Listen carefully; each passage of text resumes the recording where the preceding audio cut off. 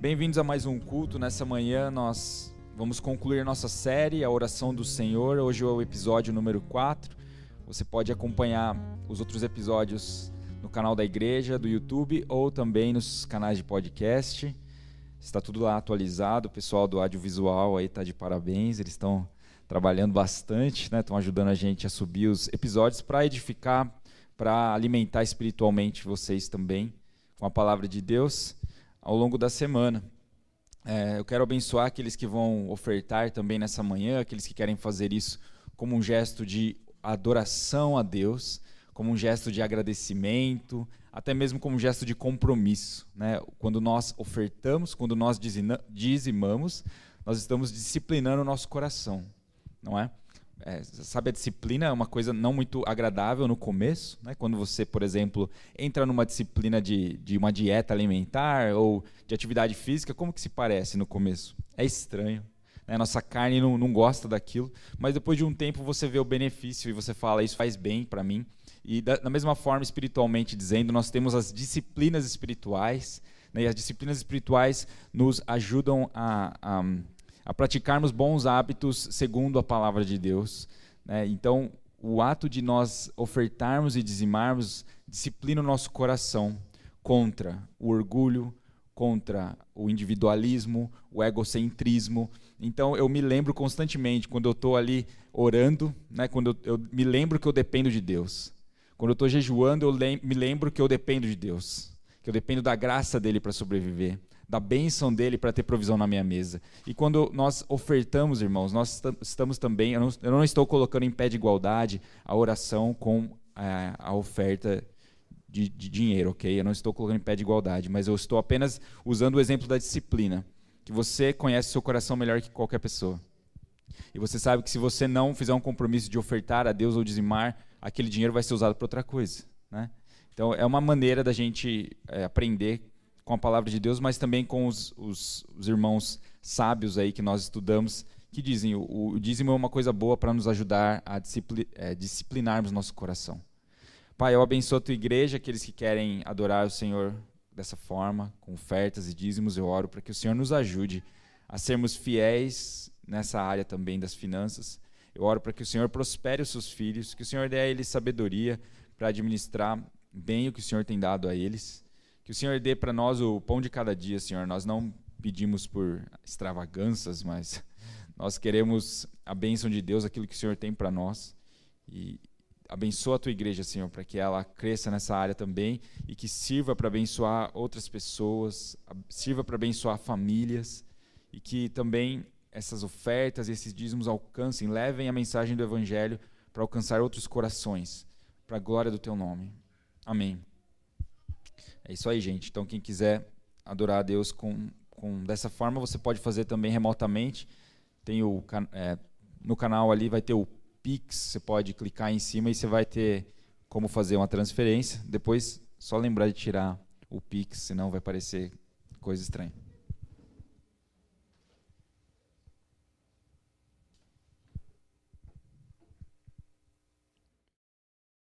Então, a nossa série, hoje é o episódio 4. Quantos estão aprendendo alguma coisa nesse último mês? A gente está no mês de agosto, está acabando.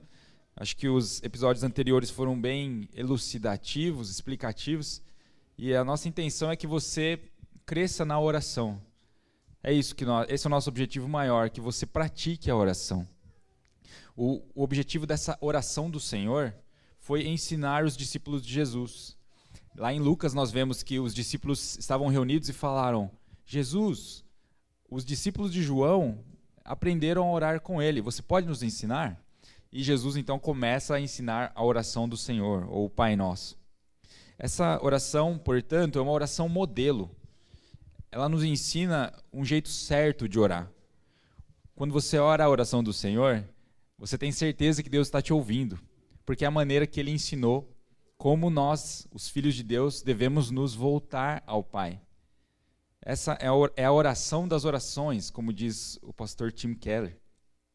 Obviamente, essa não é a única forma de nós orarmos. Você tem, ao longo da Bíblia, exemplos de oração. Por exemplo, Daniel. Você lembra da oração de Daniel?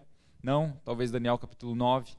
Neemias, Esdras orando em favor do povo de Israel, dizendo: Deus, nós temos errado, nós temos feito tudo errado, nós estamos pecando, Então, ao longo da Bíblia, nós aprendemos com esses heróis da fé como devemos orar.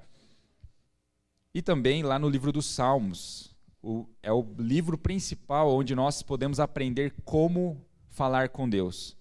Você vai ver salmos de lamentação, salmos de lamento, salmos onde o escritor, o compositor está lá chorando diante de Deus, está desesperado, mostrando para Deus o quanto ele é humano e falando: Deus, eu preciso de você, eu me sinto no fundo do poço, eu estou no lamaçal do pecado, eu fui gerado já em pecado. Vocês lembram desse salmo, Salmo 51?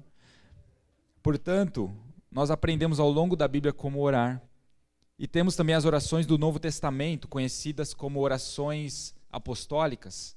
Essas orações do Novo Testamento nos ensinam como devemos orar.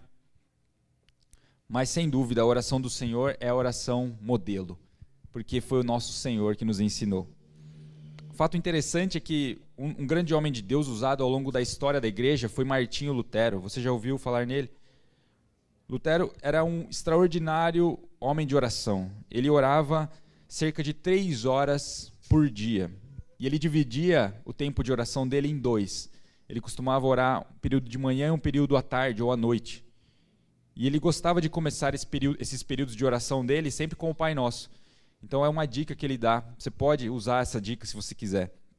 Orava o Pai Nosso de uma forma até parafraseada. Ou seja, ele usava a oração do Pai Nosso como base, e aí ele orava em cima do Pai Nosso. Faz sentido? Alguém aqui está entendendo? Sim? Legal. Então a gente pode aprender com os grandes homens de Deus como orar. Lá em ainda Dicas de Lutero, ele usa Lamentações 3, ele fala: orar é uma ordem, mas orar é para o nosso próprio benefício. Orar é você elevar o coração a Deus. Por isso, não encare a oração só como uma coisa mecânica, só como uma coisa obrigatória. Senão vai dar tudo errado no dia de hoje. Não pense assim, né? Porque a gente falha e às vezes a gente esquece de orar mesmo. Porém, faça disso uma boa disciplina, um bom hábito. E quando você orar, então, eleve o seu coração a Deus. Ore para o Espírito Santo te encher, para o Espírito Santo te iluminar quando você estiver orando. Você vai ver que seu dia vai ser muito mais produtivo.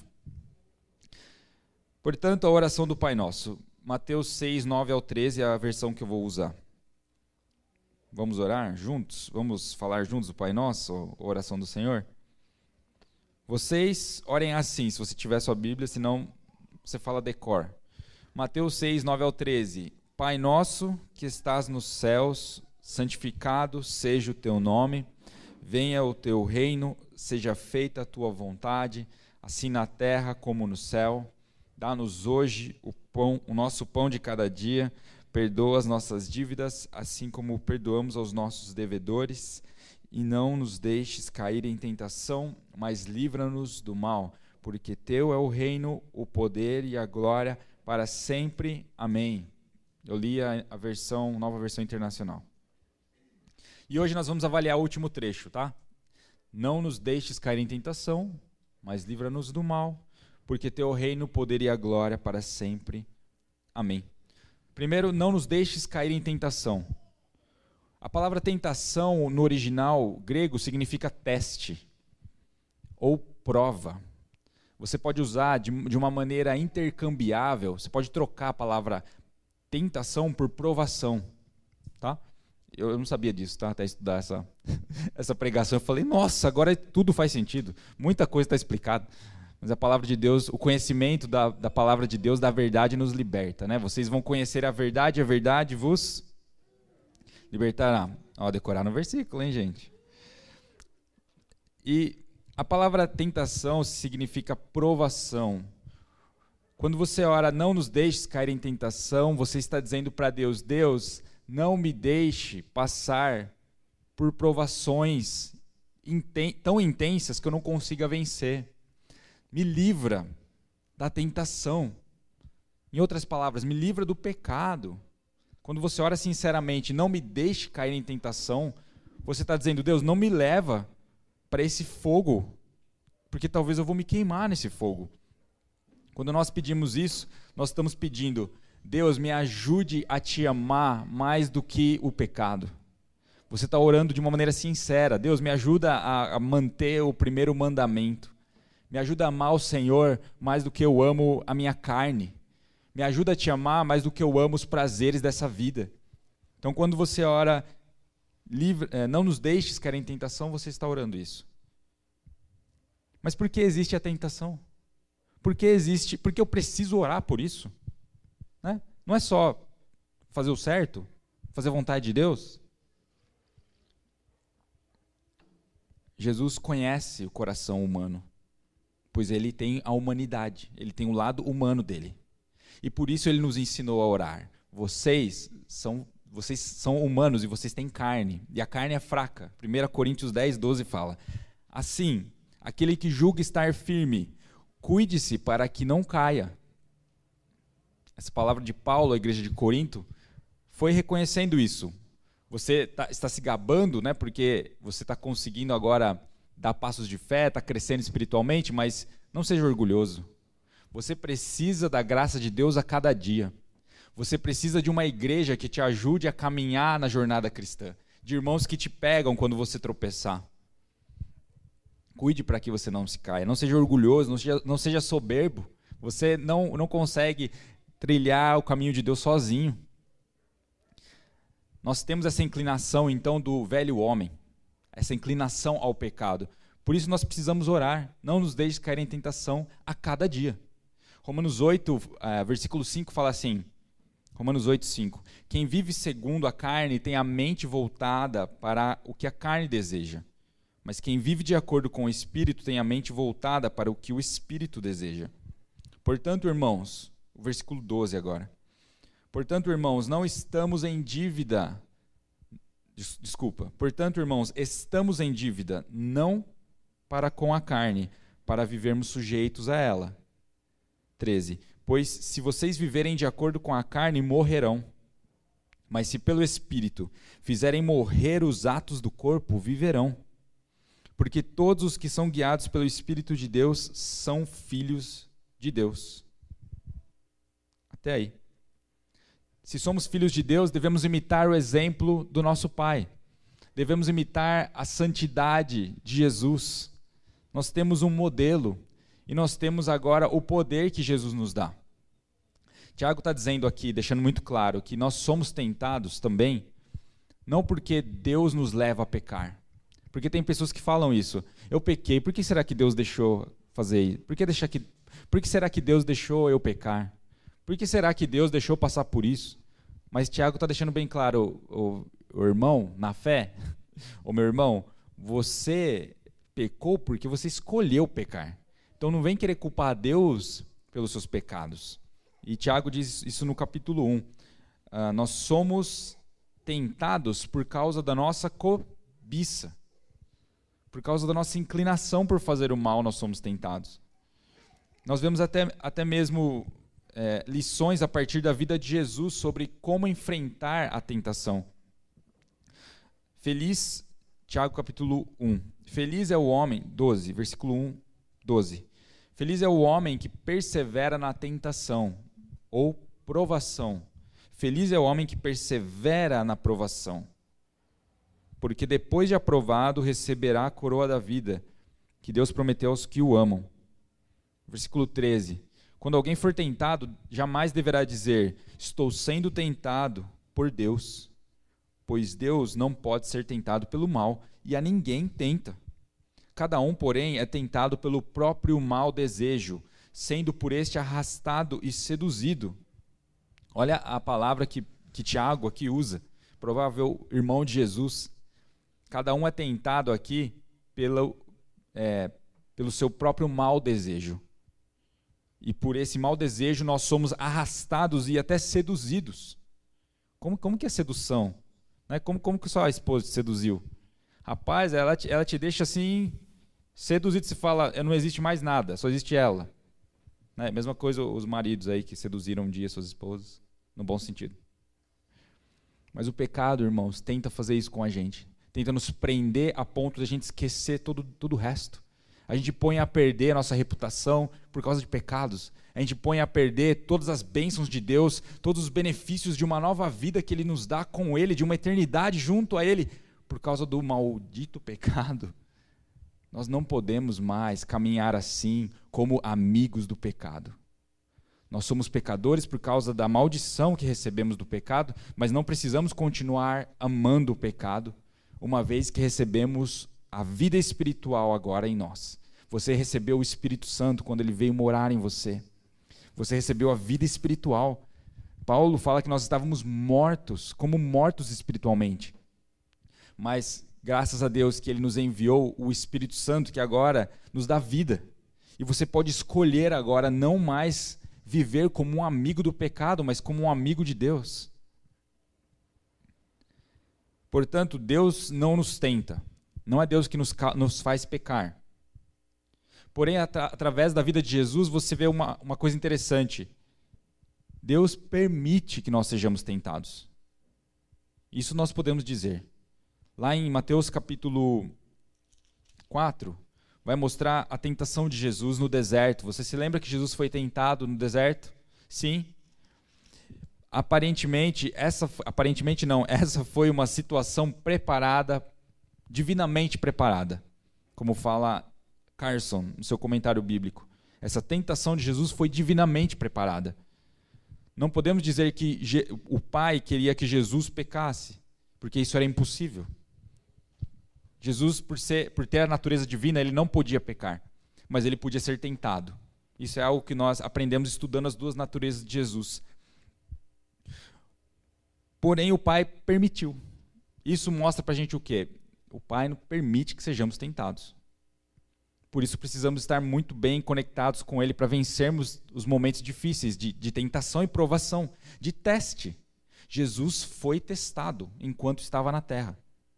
E aqui no capítulo 4, então, de Mateus, vamos ler, tem alguns versículos aqui.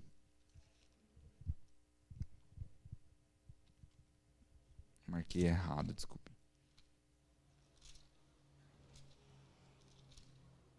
Então Jesus, capítulo 4, 1 ao 11. Então Jesus foi levado pelo Espírito ao deserto para ser tentado pelo diabo. Depois de jejuar 40 dias e 40 noites, teve fome. O tentador aproximou-se dele e disse: Se és o Filho de Deus, manda que estas pedras se transformem em pães. Jesus respondeu: Está escrito, nem só de pão viverá o homem, mas de toda a palavra que procede da boca de Deus. Então o diabo levou a cidade santa, colocou-o na parte mais alta do templo e lhe disse: Se és o Filho de Deus, joga-te daqui para baixo, pois está escrito, lhe dará ordens aos seus anjos a seu respeito, e com as mãos eles o segurarão, para que você não tropece em alguma pedra. Jesus lhe respondeu: Também está escrito, não ponha à prova o Senhor, o seu Deus. Depois o diabo o levou a um monte muito alto e mostrou-lhe todos os reinos do mundo e o seu esplendor. E lhe disse: Tudo isso te darei, se te prostrares e me adorares. Jesus lhe disse: Retire-se, Satanás, pois está escrito, adore o Senhor, o seu Deus, e só a ele preste culto. Então o diabo o deixou, e anjos vieram e o serviram. Até esse versículo. Aqui nós vemos Jesus levado pelo Espírito ao deserto para ser tentado pelo diabo. Que coisa interessante. Deus permitindo que Jesus fosse tentado. E aqui faz sentido teste, tentação, com o significado de provação. Jesus foi provado. Percebam que a provação, quando é permitida por Deus, ela tem o objetivo de nos aperfeiçoar. Porque Jesus sai do deserto capacitado pelo Espírito Santo. Jesus sai dessa tentação no poder do Espírito Santo, para, a partir de agora, exercer seu ministério, para Jesus cumprir a sua missão na terra. Então, quando você é provado por Deus, o objetivo de Deus é te aperfeiçoar, é te transformar mais parecido com Ele. Você é provado por Deus para que você aprenda a ser como Ele, para que você se pareça com Ele.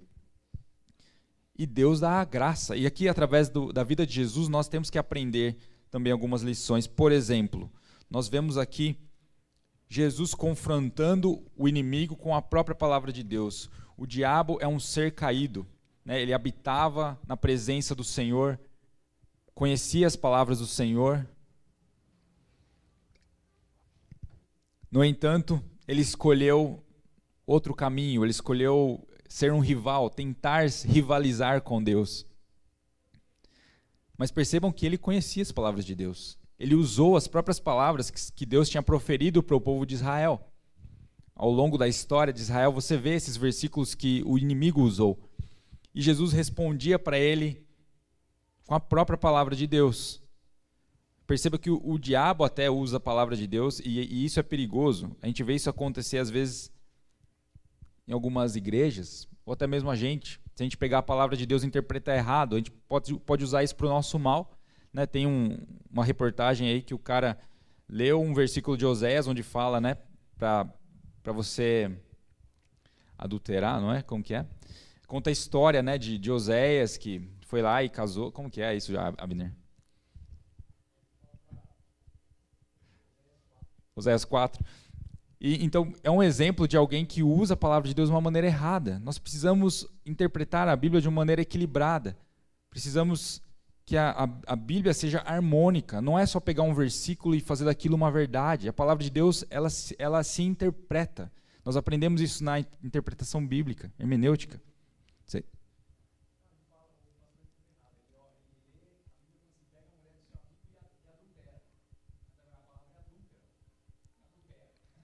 Exato. Então ele pegou um versículo, fez daquilo uma verdade e pensou que Deus estava dizendo para ele ir adulterar com a mulher do amigo dele. Uns absurdos.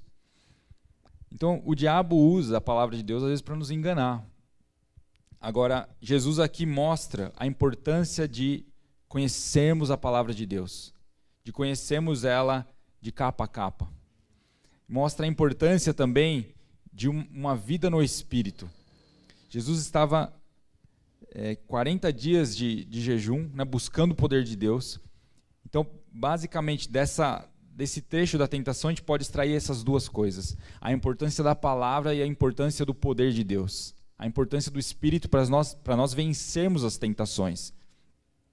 Nós somos uma igreja que tem, de propósito, se dedicado ao estudo minucioso das Escrituras, porque isso tem nos transformado e nos dado crescimento espiritual. Mas nós igualmente valorizamos o lugar de oração. Por isso estamos estudando a oração do Senhor. Que você valorize o lugar de oração, que você valorize a presença de Deus. E as duas coisas não precisam caminhar separadas. Né? A igreja, a formação do cristão envolve essas duas coisas. A oração e o estudo da palavra de Deus. Não adianta a gente ser, não adianta a gente ser extremista, né? Hipervalorizar algo em detrimento de outro. Não adianta eu valorizar só a vida de oração. Eu sou um cara que oro 8 horas por dia, mas eu não pego na minha Bíblia a semana inteira. O que você acha dessa atitude? De uma pessoa que ora 8 horas por dia e não pega na Bíblia. Ele vai conhecer Deus? Com certeza. Mas ele vai conseguir desfrutar de um crescimento? Provavelmente não. Provavelmente não, porque as duas coisas caminham juntas. Né? Jesus, quando foi confrontado certa vez pelos fariseus, por aqueles que o acusavam, que queriam derrubar Jesus, que queriam falar, esse cara é um falso líder, diziam, em determinado lugar dos evangelhos perguntam, Deus, o que vai acontecer na ressurreição? Com quem essa mulher vai se casar, se ela perdeu o seu marido? E Jesus responde, vocês erram não conhecendo as Escrituras, nem o poder de Deus. Jesus deu ênfase às duas coisas.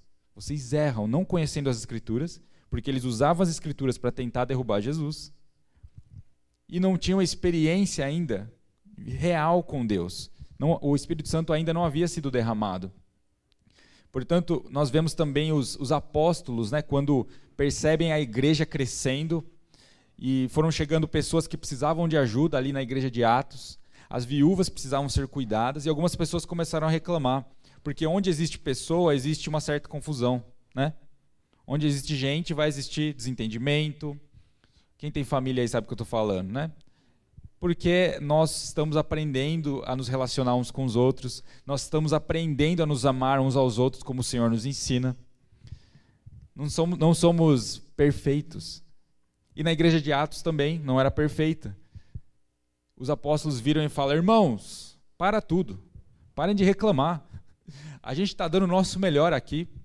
O nosso mestre evaporou, mas ainda bem que ele enviou o Espírito Santo.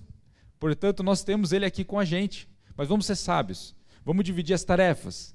Então os apóstolos falam: alguns homens cheios do Espírito Santo aqui vão cuidar dessa parte social da igreja e vão servir as viúvas. Aí oraram lá, escolheram Estevão. Mas os apóstolos falaram: a gente vai se dedicar mais à oração e ao ensino da palavra. Oração, palavra de Deus. Poder de Deus, palavra de Deus. Nós precisamos dessas duas coisas. Foi isso que Jesus enfatizou, é isso que nós enfatizamos aqui na igreja. Nesse sábado próximo nós vamos fazer uma sala de oração, que nós estamos fazendo uma vez por mês, e convido você para orar junto com a gente, para a gente buscar esse poder de Deus, mas sempre lembrando da importância da Escritura. Não adianta só orar 8 horas por dia, irmão. Não adianta jejuar todo dia. Você pode jejuar até todo dia e perder 50 quilos. Não vai te fazer um gigante por Deus, porque Deus escolheu se revelar através de um livro. Deus deixou a palavra dele para revelar o coração dele para você. Nós precisamos nos alimentar da palavra de Deus. Sem a palavra de Deus, nós ficamos espiritualmente fracos, anêmicos. E é fácil você então perecer. É fácil que a doença te pegue, porque você não tem força espiritual. É fácil que o inimigo plante coisas enganosas na nossa mente. Você vai cair muito mais na tentação, se você não meditar na palavra de Deus. Nessa tentação de Jesus, nós podemos extrair isso. Claro, analisando de uma maneira mais criteriosa essa passagem, a gente vai ter, deixa eu só puxar aqui, a gente vai ter o quê? No versículo 2 ao 4, Jesus aceitando privações. Jesus poderia comer porque ele era o rei do universo. Jesus continuou sendo Deus mesmo na terra. Ele é totalmente homem, totalmente Deus. Mas ele aceitou depender do Pai, da provisão do Pai, da força que o Espírito daria a ele. Jesus aceitou passar por privações. No versículo 5 ao 7, nós vemos Jesus confiando que o Pai iria cuidar dele, rejeitando as ofertas do inimigo. Jesus escolheu acreditar na promessa de Deus, nas palavras do próprio Pai. E no versículo 8 ao 10, vemos Jesus rejeitando, portanto, os atalhos para cumprir a missão dele nessa terra. Jesus foi leal, não havia lugar para o pecado no coração de Jesus. E tudo isso nós podemos aprender, igreja. Deixar que Deus faça na nossa vida o que Ele tem que fazer, mesmo que isso inclua caminhos estreitos, curvas estranhas, né? Mesmo que inclua vales que a gente não compreende, onde as coisas ficam nebulosas. Mas a partir do exemplo de Jesus, nós podemos receber força e encorajamento. O Pai é fiel, o Pai vai cumprir a sua promessa, e o Pai a cumpriu. Jesus passou pelo que passou, mas o Pai enviou o quê? O Espírito Santo. E Jesus foi exaltado acima de todo nome e está à direita de Deus agora. O primeiro Adão falhou. Jesus veio para resolver um problema que o primeiro Adão não conseguiu resolver. Vamos dizer, Adão é gerado ali fora do Éden, Deus coloca ele dentro do Éden, e Deus fala: olha, você vai... Não sei se ele foi gerado fora do Éden, foi? Não está claro, né? Não está claro. Ele foi gerado, e foi colocado no Éden, é isso que a Escritura fala. Ele foi colocado no Éden. Se ele foi gerado dentro ou fora, não importa também. Importa que ele estava no Éden. Então ele estava no Éden, e Deus gostaria de, a partir dele, criar filhos, né, que se parecessem, que refletissem a imagem de Deus. Mas o primeiro Adão falhou miseravelmente. O primeiro Adão falhou como eu e você falhamos miseravelmente. Não era muito mais fácil Adão ter obedecido a Deus? Não teria evitado um monte de dor de cabeça? Mas Adão escolheu dar ouvidos à voz da serpente, assim como Eva, porque ele foi conivente. Ele deixou que Eva fosse seduzida. E ele passou a mão na cabeça de Eva. Tudo bem, Eva. Já que você está falando, vamos fazer assim. Você é incrível. Você é costela da minha costela. Não, como que é? Carne da minha carne. Ossos dos meus ossos. E ele simplesmente zombou, ele desprezou a palavra de Deus, e é isso que nós fazemos quando nós escolhemos o pecado, e quando escolhemos ser amigos do pecado, nós estamos ofendendo a Deus. Se nós estamos estudando tentação, precisamos agora então falar de pecado. É necessário conversar sobre isso, igreja. O que é o pecado? Pecado é você quebrar as leis de Deus, é você transgredir as leis. Sabe transgredir, o que é um crime, vai? O que é um crime? É transgredir a lei, certo? É quebrar as leis. Na lei de Deus, quando você quebra as leis de Deus, você está cometendo crime, mas podemos chamar de pecado. Isso é o pecado, é quebrar as leis de Deus. Lá no Catecismo de Westminster fala, pecado é tudo aquilo que não está conforme com a vontade de Deus.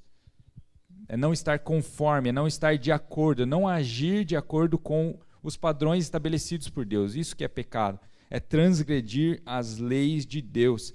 Se nós fazemos parte de um reino, nós temos leis, pois que reino sobreviveria sem leis? Lembra lá no estudo do segundo trecho, venha a nós o teu reino? Falamos que todo reino precisa ter leis. E quando nós quebramos essas leis, isso é pecado. Portanto, Adão, você teria ajudado tanto a gente se você não tivesse pecado? Logo, Deus providenciou, aprove a Deus um plano. E através desse plano ele envia Jesus, e Jesus não falhou. Jesus não falhou miseravelmente, essa é a boa notícia.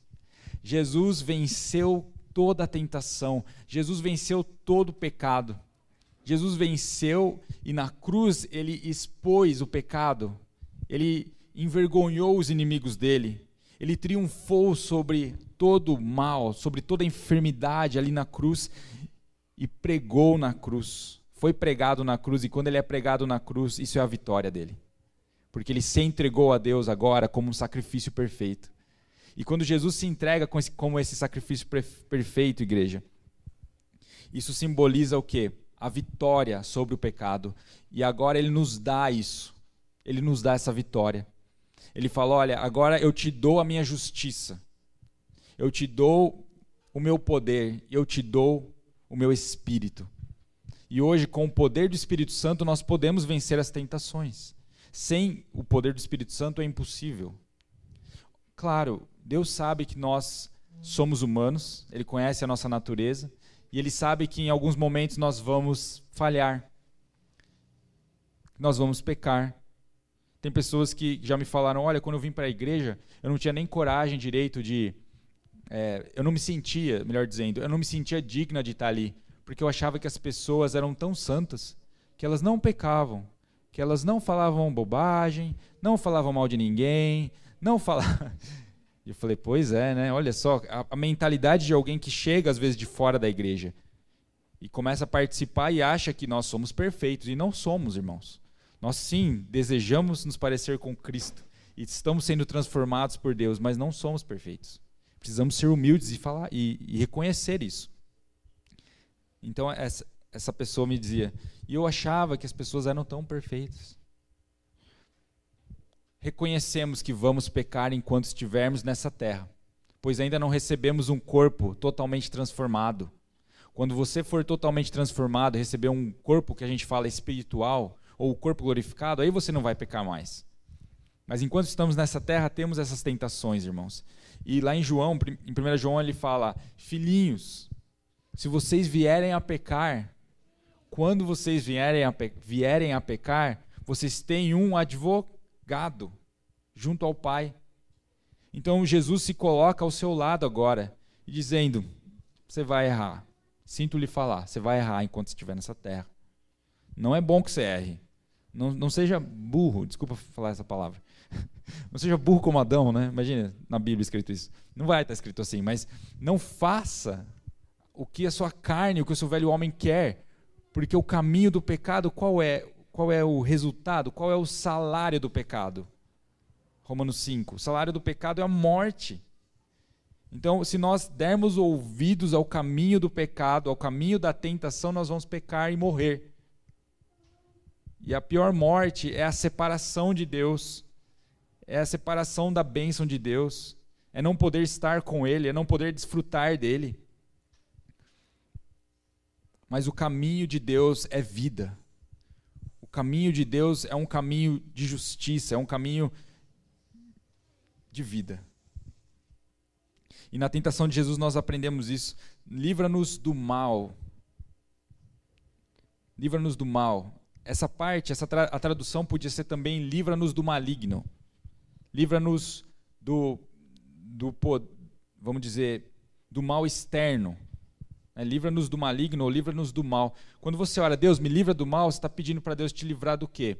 De doenças, de tragédias, proteção. Você está pedindo por proteção para Deus. Tá? Então, é importante nós lembrarmos de orar. Deus, me livra do mal todos os dias. Deus, me livra dos inimigos espirituais, das coisas que querem me tentar no dia de hoje. Você está pedindo para Deus te livrar do engano, de mentiras que as pessoas falam. Aqui, Agostinho de Hipona fala, quando você ora pedindo para Deus te libertar do mal, você está pedindo contra as forças malignas do mundo, especialmente os inimigos que desejam te prejudicar. É triste reconhecer isso, mas na nossa humanidade nós vamos passar por coisas que nos fazem sofrer. Nós vamos experimentar o sofrimento. Alguns de nós enfrentamos doenças, enfrentamos perdas emocionais, perdas familiares. Nós vamos experimentar porque somos humanos. Mas isso não é culpa de Deus. Isso não é culpa de Deus. Falando de tentação ainda, nós somos tentados por causa do nosso pecado. Existe o sofrimento hoje no mundo por quê? Porque alguém lá atrás pecou. Então não podemos culpar a Deus pelos nossos sofrimentos, irmãos. Não sejamos reclamões, murmuradores, assim como o povo de Israel foi. Nós temos que aprender. 1 Coríntios 10 fala sobre isso. Aprendam com o povo de Israel. Aprendam pelo que eles passaram. Façam diferente. Aprendam com o Gênesis, com o que aconteceu lá com Adão e Eva. Aprendam para não errarem nas mesmas coisas. Todo sofrimento, um dia vai ter propósito, um dia vai ter explicação. Mas boa parte deles, talvez, a gente nunca vai entender aqui, só com Deus. Você vai perder seu tempo perguntando para Deus para quê? Se Ele quiser te falar, Ele vai te falar. Se você quiser entender por que aconteceu isso. Mas esse é o papel do filósofo, né? Ficar perguntando coisas que não tem resposta. Brincadeira. A gente precisa amadurecer, igreja, e saber que estamos sujeitos ao sofrimento. No entanto, vamos nos lembrar que Deus não causa o sofrimento, porque Ele não é um Deus mau, Ele é um Deus bom. De Deus não pode sair coisas ruins, mas Deus, por ser Deus, também é juiz. Ele pode julgar a terra, e às vezes nós vemos o juízo de Deus acontecendo com pessoas ainda nessa terra. Quem somos nós para dizer algo a respeito da forma como Deus julga? Quem somos nós para criticar, para reclamar de Deus? Precisamos pedir misericórdia. Precisamos nos colocar na dependência dEle, como Jesus se colocou enquanto estava na terra. E pedir, livra-nos do mal, Senhor. Livra a minha família do mal. Livra meus amigos do mal. Livra meus filhos no dia de hoje do mal. E o Senhor é o nosso protetor. Ele é o guarda de Israel, Ele é a nossa fortaleza, Ele é aquele que nos livra dessas desgraças. Mas se elas acontecerem, não vamos culpá-lo, porque Ele é um Deus bom. Porque Ele é um Deus bom. Nós pretendemos estudar mais sobre esse assunto do sofrimento, que é um assunto bem complexo, nos próximos meses. Tá? Acho que vai ser importante. Deus é fiel, Deus é bom, porque teu é o reino, o poder e a glória para sempre. É o último trecho. Calvino acredita que esse trecho é tão apropriado, ele é tão certeiro, ele é tão glorioso, é um louvor, esse último trecho, que nós não devemos omitir. Por quê? Porque nas primeiras versões, nos primeiros manuscritos da oração do Senhor encontrados, não tinha essa última frase. numa tradução do latim para... Não, de uma tradução dos originais para o latim, chamada Vulgata, não estava essa última frase. Eu não lembro direito o ano que ela começou a aparecer mais nos manuscritos. Portanto, alguns falam, olha, mesmo que não fosse originalmente escrito, a gente começou a oração do Pai Nosso que estás nos céus, com adoração, e a gente está terminando com adoração. A gente termina a oração do Pai Nosso exaltando Ele de novo, dizendo, meu coração está tranquilo, porque o Senhor é o meu pastor, porque você me guarda, porque você é fiel. Podemos descansar nele, pois ele é soberano. Essa é a ideia, então, da oração do Pai Nosso, do estudo da oração do Pai Nosso, que você aprenda a orar e que você pratique a oração.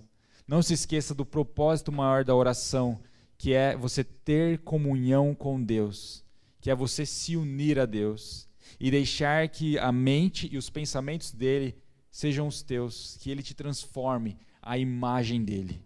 Amém? Amém? Vamos ficar de pé.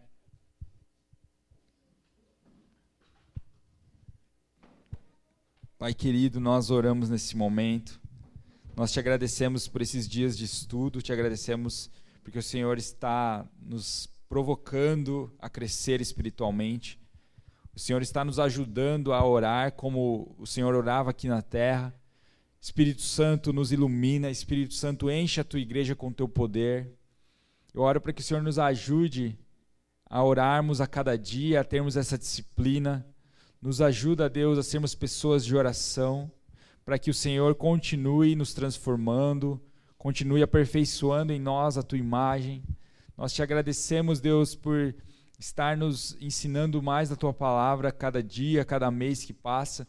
Oramos para que o Senhor continue abençoando a nossa agenda, continue nos entregando, Deus, nos direcionando em relação às próximas séries, às próximas pregações. Oro para que a sua igreja seja uma igreja que sabe orar, mas uma igreja que ama a tua palavra, uma igreja que sabe usar a tua palavra, Deus, da maneira correta, e que essa palavra, Deus, nos transforme, que essa palavra, Deus, nos liberte, que traga cura para as nossas vidas, para o nosso caminhar. Eu oro para que Deus dê amadurecimento à tua igreja, a cada pessoa. Eu oro para que o Deus que conhece o nosso coração, a nossa história, nos alcance com as tuas palavras, Deus. Alcança aquele que está sofrendo, alcança as pessoas que estão doentes, aqueles que estão tristes ou sofrendo nesse momento. Espírito Santo, traz o teu consolo. Espírito Santo, traz a tua esperança. Eu oro para que Deus abençoe as pessoas que estão ouvindo, assistindo também em suas casas, que o Senhor nos encha com o teu poder, com o teu amor, que Deus faça a sua obra em nós, Pai, a sua boa obra. Nós aceitamos, Deus, a tua vontade sobre a nossa, nós queremos a tua vontade, queremos, Senhor, o que o Senhor tem para nós, queremos participar dos teus planos gloriosos, Deus. Nos dê a sua graça, Senhor, nós te amamos e te agradecemos. Amém. Amém. Então é isso, gente. Na semana que vem nós temos a sala de oração, que é o primeiro sábado do mês. E acho que é isso de anúncio, sábado às 8 horas. Deus abençoe, cumprimenta quem está do seu lado, que a graça do Senhor Jesus Cristo, o amor de Deus e a comunhão do Espírito Santo seja com todos vocês. Tenham um bom domingo.